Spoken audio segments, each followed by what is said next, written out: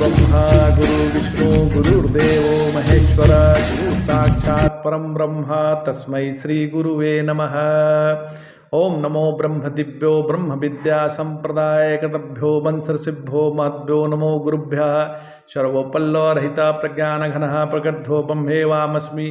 ओम नारायणं पद्मं वशिष्ठं शक्तिं च तत्पुत्रं पराशरं च व्यासं सुगं गौड़पदं गोविंद रघुन्द्र मथास शिष्यम श्री शंकराचार्य मथास्पदपादम च हस्तामलकम च शिष्यम तम तोटकम वर्तिरिकामन्नस्मद गुरु संततो मानतोऽस्मि।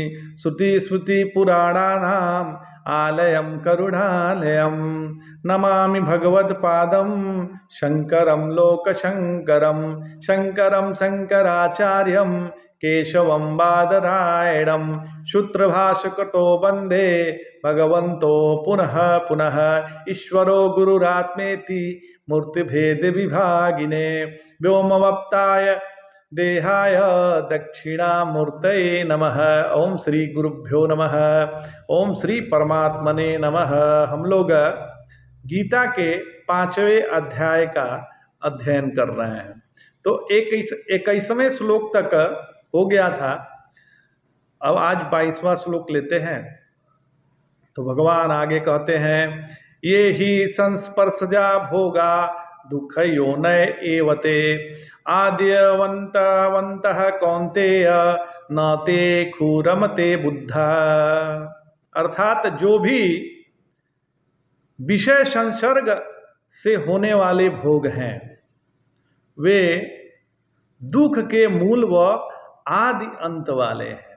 इसलिए हे कुंती नंदन, कुंती नंदन कह रहे हैं अर्जुन को, तत्ववेता उसमें नहीं रमते। जो तत्ववेता है उसमें रमते नहीं है।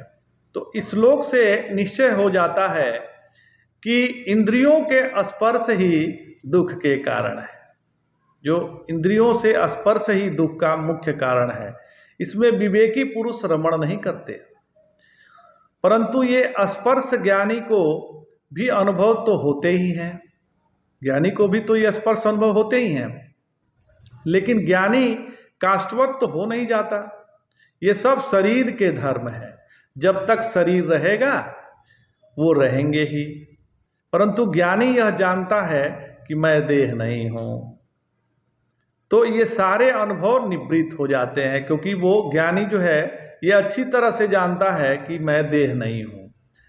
श्री मद्भागवत पुराण में आया है कि कंडूयनेन करयोरिव दुख दुखमा। जब किसी को दाद हो जाती है तो उसे खुजलाने में मजा आता है। कंडूयनेन करयोरिव दुख दुखमा। जब दाद हो जाती है तो उसको खुजलाने में मजा आता है, लेकिन जितना भी खुजलाओ दाद बढ़ता ही है। और खुजलाना बंद कर दो तो कुछ हद तक ठीक रहती है। इसी तरह इंद्रियों में भी खुजली होती है। आंखों में खुजली होती है कि खूब रूप देखें, कानों की खुजली होती है कि खूब शब्द सुने, त्वचा की खुजली होती है कि खूब स्पर्श करें, और नाक की खुजली होती है कि खूब गंध सूंघें। तो असल में यह आदत ही है। किंतु जिसको सुगंध समझकर लोग क्रीम, पाउडर, सेंट, इत्र आदि लोग रखते हैं या लगाते हैं, क्योंकि उनको उसका सुगंध अच्छा लगता है। पर वही सुगंध किसी दूसरे के लिए बीमारी का कारण है। जैसे दमा आदि रोगियों को ले लीजिए, तो ऐसे सुगंध या किसी भी सुगंध उनकी तबीयत खराब कर देगा। श्वास रोग जो है उनका बढ़ जाएगा, सांस फूलने लगेगा, सांस लेने में दिक्कत होने लगेगी। तो कितनों को तो गंध से सर भी दर्द होने लगता है। तो असल में यह सबके लिए नहीं है। जिसको इसकी लत लगी है वही ये सब लगाता है। ध्यान दीजिएगा, जितने लोग खैनी, गुटखा, पान, सिगरेट खाने वाले या पीने वाले होते हैं, उनको खुजली हुई रहती है कि वे जब तक खा पी नहीं लेते तब तक बेचैनी मिटती नहीं है। और जो बेचैनी है वो मिटती कहाँ है? तो वह तो लत है। बेचैनी तभी मिटेगी जब वो खाएंगे। तो वही लत है महाराज, जितना खुजलाएंगे और बढ़ते ही जाएगी दाद की तरह। ये लत जो है ना, जितना खुजलाएंगे उतनी ही बढ़ेगी। तो नारायण अभिमान से भी बंधन होता है। जो अभिमान है वो भी बंधन का कारण है। यह पराधीनता है। मनोराज्य का अभिमान, विषय भोग का अभिमान, जात पाति धन का अभिमान और उसके ऊपर आदत डाल लेने का बंधन। जब वो आदत हो जाता है तो वो बंधन है। तो ये सब दुख के कारण ही है। आद्यंतवंतः, इनकी शुरुआत भी होती है, अंत भी होता है। इसलिए विद्वान पुरुष है, उसे जानकर उसमें रमता नहीं है। न ते सुरमते बुद्धा, जो ज्ञानी पुरुष है उसमें रमते नहीं है। तो भगवान अगले श्लोक में सिद्ध पुरुष के लक्षण बतलाते हैं। शक्नोति है वह सोढ़ु प्राक शरीर विमोक्षणात् काम क्रोधोद्वम वेगम संयुक्तः स सुखी नरः। अर्थात जो शरीर त्याग से पूर्व अपने काम क्रोध जनित वेग को रोकने में समर्थ है, वही मनुष्य युक्त मतलब सिद्ध है और सुखी है। तो शरीर त्याग का अर्थ यहाँ संन्यास भी लिया जा सकता है, क्योंकि देह त्याग के पश्चात भी सभी के काम क्रोध निःशेष हो जाते हैं। अतः जिसने संन्यास ग्रहण करने के पूर्व ही काम क्रोधादि वेग को रोक लिया है, वही सिद्ध है, वही सुखी है। परंतु यह अर्थ सुसंगत जान नहीं पड़ता, क्योंकि इससे यह निश्चय होता है कि मानव संन्यास में ही इसका निषेध आवश्यक है। अतः ऐसा अर्थ भी हो सकता है, ऐसा अर्थ भी हो सकता है कि काम क्रोधादि का वेग चित्त में आ जाने पर भी जो उसकी शारीरिक प्रतिक्रिया होने से पूर्व ही उसे रोक लेता है, वही पुरुष युक्त और सुखी है। किंतु इससे भी बढ़कर यह बात होगी कि इन काम क्रोधादि वेगों के शारीरिक चिन्ह भी प्रकट न हो, अर्थात अभ्यास से जिसमें ऐसा समर्थ आ गया कि वह शरीर में भी उनके चिन्ह प्रकट होने नहीं देता, वही युक्त है, वही सुखी है। नारायण। वेदांत अदृष्ट सुख का प्रतिपादन नहीं करता, अदृष्ट पाप पुण्य का परिपादक नहीं है और अदृष्ट नरक स्वर्ग का भी परिपादक नहीं है। वेदांत तो साक्षात अपरोक्ष का प्रतिपादक है, अदृष्ट का प्रतिपादक नहीं। इसलिए वेदांत यह आश्वासन नहीं देता कि मरने के बाद सुख मिलेगा।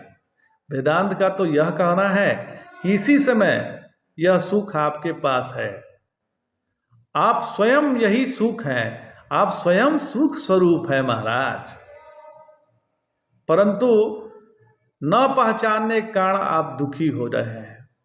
इसलिए शरीर छूटने के पहले पहचान लीजिए, इसी समय आप काम क्रोध के वेग को सह लीजिए। वे यदि आ गए तो उनके साथ आप मत जाइए महाराज। जब समुद्र में लहर आती है तो स्नान करने वाले चुपचाप सर झुकाकर बैठ जाते हैं, तो लहर ऊपर से आती है और चली जाती है। स्नान करने वाले सुरक्षित रहते हैं।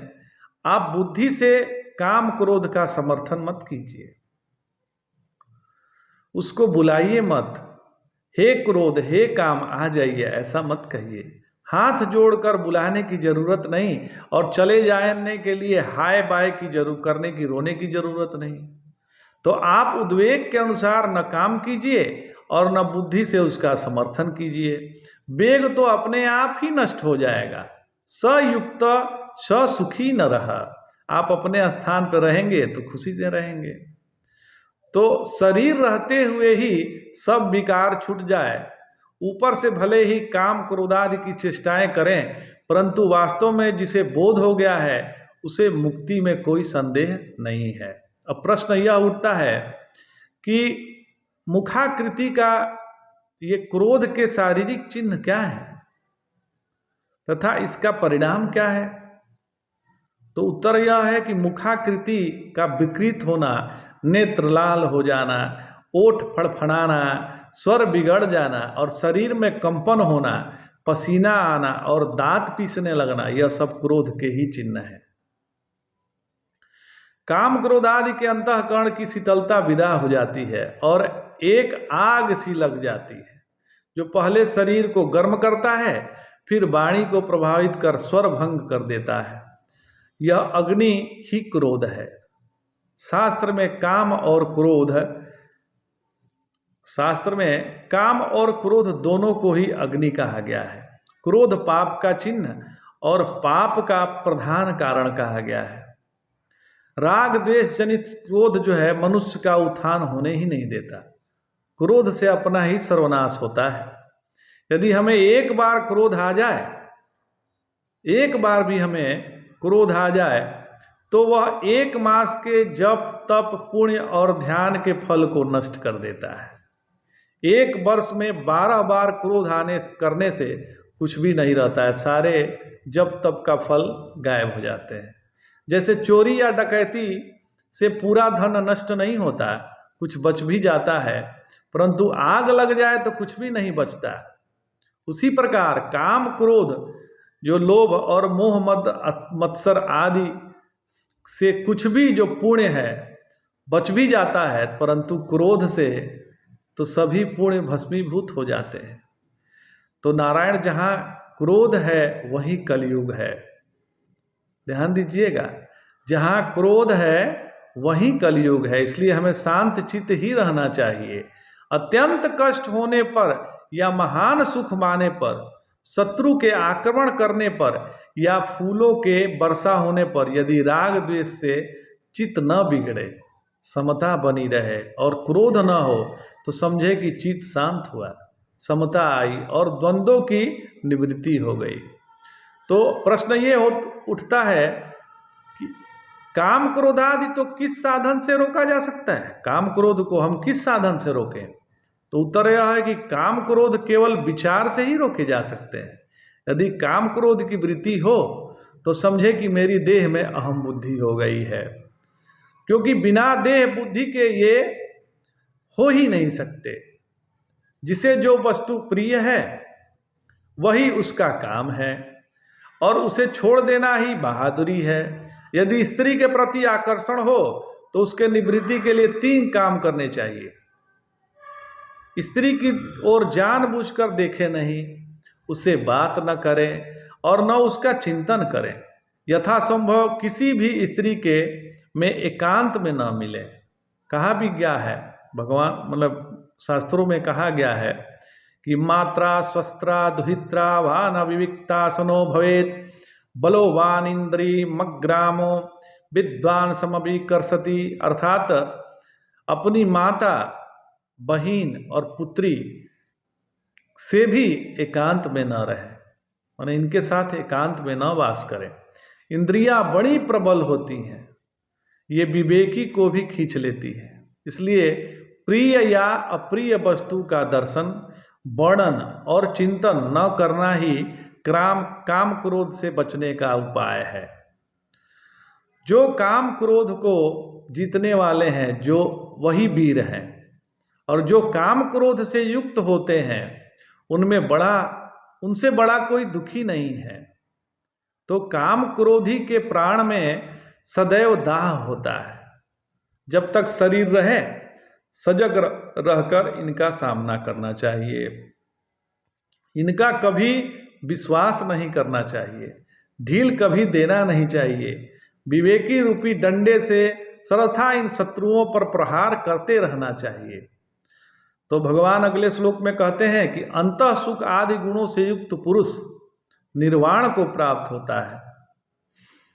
भगवान कह रहे हैं योऽन्तः सुखो अंतराराम राम तंथार्थ जीतिरेव यः स योगी ब्रह्म निर्वाणम ब्रह्म भूतोऽधिगच्छति। अर्थात जो योगी अपने आत्मा में ही अंतः सुख, अंतराम, अंतर ज्योति, इन 3 गुणों से युक्त है, वह ब्रह्म भाव को प्राप्त हुआ, ब्रह्म निर्वाण को प्राप्त कर लेता है। वह कौन? तो जो योगी अपने आत्मा में ही अंतः सुख, अंतराम और अंतर ज्योति इन तीनों गुणों से युक्त हो गया है, वह ब्रह्म निर्वाण को प्राप्त कर लेता है। तो सब कुछ करते हुए हम अकर्ता हैं, ऐसा अनुभव करना दृश्य को सत्ता शून्य देखना है। यह सविकल्प समाधि ही अंतः सुख है। दृश्य का अत्यंता भाव अनुभव करना अर्थात निर्विकल्प समाधि अंतराराम है। इनका अंतर ऐसा समझना चाहिए कि जैसे किसी प्रिय वस्तु को देखने और भोगने के सुखों में होता है, या शब्दादि विषयों के त्याग में जो सुख होता है वह अंतः सुख है। उसी सुख में रमण करना अंतराराम है, तथा आत्मा में अंतःकरण को स्थिर करना अर्थात सब कुछ अलग ही देखना अंतर्ज्योति है। ये तीन गुण उसी में होते हैं जो आत्मरति आत्मक्रीड़ा में तत्पर होता है। उसके अतिरिक्त सब में तो वाह्य सुख, वाह्य राम और वाह्य प्रकाश ही होगा। तो गीता का सिद्धांत यही है कि बिना आत्मनिष्ठा के कल्याण नहीं होगा। विदेह कैवल्य का अर्थ यह है कि बोध होने पर देह का अत्यंता भाव अनुभव होने लगे, इसलिए आत्मनिष्ठ को ही विदेह कैवल्य की प्राप्ति होती है। तो हम सुख बाहर खोजते हैं, योन्तः सुखः, स्वयं हम ही सुख हैं यह भूल गए हैं और बाहरी वस्तुओं में जगत में सुख खोज रहे हैं। हमारा परम प्रेमास्पद अपना आत्मा है। यो वै भूमा तत्सुखम नाल्पे सुखम अस्ति यदल्पम तद मर्त्यम। जो छांदोग्य उपनिषद की श्रुति है यह। यो वै भूमा तत्सुखम नाल्पे सुखम अस्ति यदल्पम तद मर्त्यम। मतलब सुख तो हम ही हैं, बिल्कुल हम ही हैं। आनंदो ब्रह्म इति व्याजानत, आनंदो द्वयेव खल्वानि भूतानि जायन्ते। ये तैत्तिरीय उपनिषद का श्रुति है। क्या है? आनंदो ब्रह्म इति व्याजानात, आनंदो द्वयेव खल्वानि भूतानि जायन्ते। हम सुख को बाहर खोज रहे हैं और सुख तो हम स्वयं ही हैं। तो ये श्रुतियाँ भी गा रही हैं। तो उसी प्रकार हमारा आराम भी हमारे भीतर ही है। दूसरे के घर में आराम करने मत जाइए महाराज। अंतर ज्योतिरेव यह, प्रकाश भी भीतर ही है।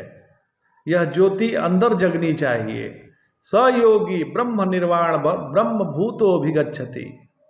वह योगी ब्रह्मभूत है और उसको ब्रह्म निर्वाण का अधिगम हो जाता है।